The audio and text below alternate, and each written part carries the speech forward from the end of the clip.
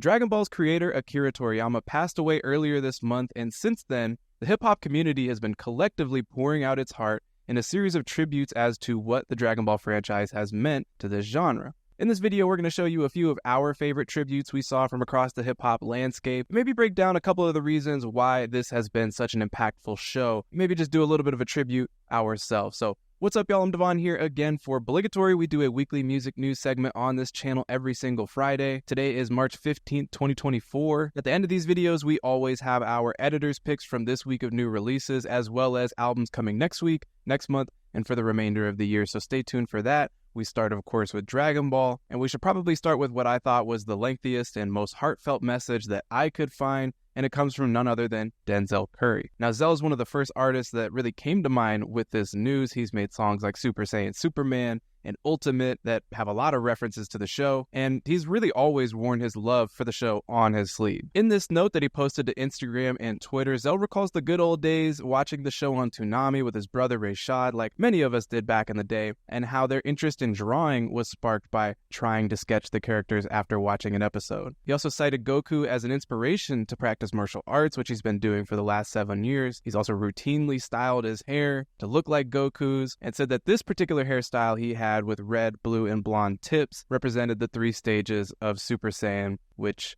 is just so real. And I think the point of this post was really that a lot of his creative sense, a lot of his energy in performing and being on stage and making songs comes from the kind of energy and excitement he got from watching shows like Dragon Ball Z. Then we got Chance the Rapper, who was the guy to come through with the Instagram photo set that really said everything that needed to be said. Off top, we got the gif of Vegeta staring off into the rain. Then we got the more recent Vince McMahon meme, which, same, honestly. Never forget my guy who literally went Super Saiyan on YouTube. I've seen that video many times. And if you've ever played the Budokai games, then you probably know how hard it was trying to line Raditz up for Piccolo. Thundercat, another artist that immediately came to mind with this news. Thundercat said he'll never forget the day that Goku's power level first went over 9,000, and that, yes, he did cry when Goku first went Super Saiyan on Namek fighting Frieza. And I get chills just thinking about it. That shit is actually crazy. Still, Dragon Ball Durag is an even greater anthem today than it already was. It's been stuck in my head all week. I hope it is stuck in yours too. Zach Fox says, thank you for everything, Akira Toriyama. But also,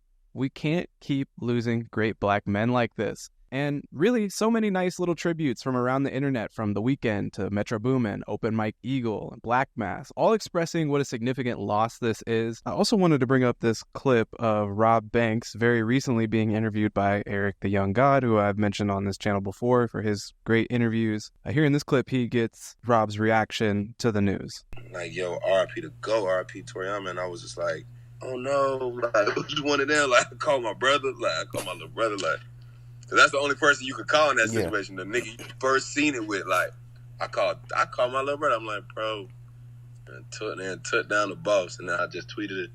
That shit crazy, bro. But the impact that it had with young black men of and near my generation has always intersected with rap music in a really interesting way. Like many of these guys are saying, my earliest interest in anime came from watching Toonami and watching Dragon Ball Z with my older brother, and how religiously we would do that. And those memories at this point are lifelong, and I've been a fan of all kinds of manga and anime since then, mainly because of this show. And so that kind of far-reaching and positive impact should definitely be celebrated. Rest in peace, Akira Toriyama, and thank you for everything that you've done and brought to the world. Please rest easy. Next up, as promised, this one's been a long time in the making at this point, but Future and Metro Boomin are set to release not one, but 2 long-awaited albums very, very soon. We Don't Trust You, the album, is coming next week, March 22nd, with an untitled follow-up record coming just 3 Fridays later on April 12th. That could be a deluxe record with some more songs. That could be a whole other sister record with as many or more songs. Maybe they'll do like Savage Mode 2 and do a chopped and screwed version. We'll have to wait and see on that particular detail. We also don't have a single yet, but we can take a look back at some of the songs that Metro has produced for Future to this point. This is a playlist from Apple Music. We got songs mainly from projects like 2014's Honest and 2015's DS2, as well as What a Time to Be Alive with Drake. That said, my expectations here are that the album should be pretty solid. I mean, I would love for it to be great and fantastic. Given the cinematic, teaser, trailer, and how cosmetically conceptual Metro's recent projects have been, I kind of expect this to have a similar feel. So far, the heaviest hitting rap stars of 2024 haven't really been super active, so this is definitely something that falls in that category and something I'm excited to see. Also wanted to mention that Rapsody announced her next album is coming soon. Please Don't Cry will be releasing on May 17th this year, with features from Lil Wayne, Erykah Badu, Hit Boy, Baby Tate, and many more. And this will be her first album since releasing Eve back in 2019, which had a really cool theme of songs titled after iconic black women, with some super excellent features from GZA, D'Angelo, J.I.D., J. Cole, Queen Latifah, and more. If you haven't listened to her albums yet, I recommend them if you like any of the artists I just mentioned, or if you're just into classic or modern boom bap style mainline hip hop. Next up, we've got a pair of updates regarding the Brockhampton cohort who have disbanded in recent years and are now in the phase of releasing solo material. Kevin Abstract recently released another album. Merlin Wood and Amir have reunited as a duo. Don McLennan dropped an EP recently and probably has more music coming, and now it's Matt Champion's turn, and maybe Joba as well. So Matt Champion has been slowly leaking out details for a new album and new songs, which we now know is set to release on the 22nd next week. And so far he has 3 singles out: Slug, Aphid, and Slow Motion. The album is titled Micah's Laundry. It'll be released through RCA, which Brockhampton was signed to RCA, and it'll be in your hands very, very soon. Joba, on the other hand, announced he'll be releasing new music under his real name, Russell Boring. So we got that announcement via the Brockhampton YouTube page, but he also has his own YouTube page now, and you can listen to his new song, American Fever, on YouTube, linked in the description. We also get another Playboi Carti update this week, and as of now, still no official word on the next Playboi Carti album. But he has leaked yet another single with visuals to Instagram,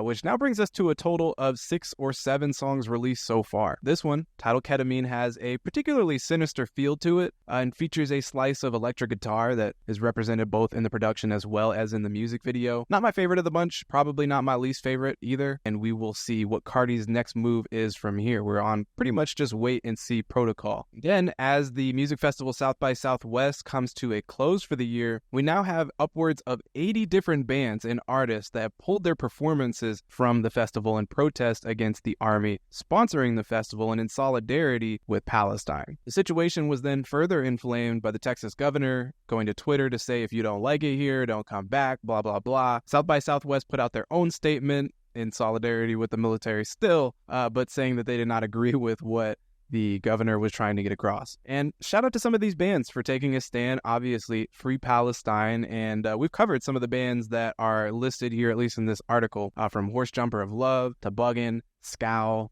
Subsonic Eye, Sprints, New Dad, and like many more, so shout out to them. We also have some pretty concerning news regarding Rina Sawayama's label situation. Rina Sawayama is a pop star who's released some great and really well-received albums in recent years, but it seems for now her entire life is on hold as she tries to navigate a very racist and misogynistic environment at Dirty Hit, which is the label that she releases her music from, and this came with a direct call out to Matt Healy, the lead vocalist of the 1975, who also co-founded the label. There's really a lot going into this one, and I would say for people interested in the situation to read the article we have linked in the description. This is an incredibly common experience for a lot of people, and it's the reason some of your faves go a long time without releasing new music, because the business is just absolutely nasty. So that's it for the news stories of the week. We now move on to notable new releases and editors' picks from this week of new releases. It was already looking like a pretty dope week of new music, at least for albums. There were even a couple things that showed up that I wasn't expecting, and I would say if you're a hip-hop fan, you got a lot to choose from Kenny Mason to Chief Keef, Young Lean and Blade, Flo Milli, Chuck Strangers, Tierra Whack. I know it's going to take me some time to get through all of those. We got a Party Next Door EP. It's the first Party Next Door release in quite a long time. We got a new Gunna song that is a lot better than the recent Gunna material that I have been hearing. It features Offset. Definitely recommend it. As for the albums announced this week, another pretty good week. We mentioned a couple here in Future and Metro Boomin's 2 albums that they announced, as well as the Matt Champion album coming next week. Rapsody, Chris Patrick. We got the new Dua Lipa album coming in May. Albums releasing next week is also a pretty big one. Again, Future Metro Boomin and Matt Champion, but also Sir, Adrian Lenker. And then the last week of March, it's another week where there's a lot of new releases. It's headlined by a huge one in Beyonce, who has recently announced her new album is going to be titled Cowboy Carter. And then albums for the rest of the year, I'm looking forward to Chris Patrick, Vampire Weekend, Richie, Shabaka, Baby Mother, new Taylor Swift album, and I think we still have a lot to look forward forward to. So thank you for watching to the end of this particular Friday episode. If you've been rocking with us every week, thank you. Personally, it's been a little busy for me as of late, but I think with a little bit of extra time I'll have coming up here soon, that'll mean I'll be creating a couple extra list style videos for you guys that I'm excited for you to see. Again, we really appreciate you watching. Shout out to you, and we'll be catching you again soon. So peace out and see you next time.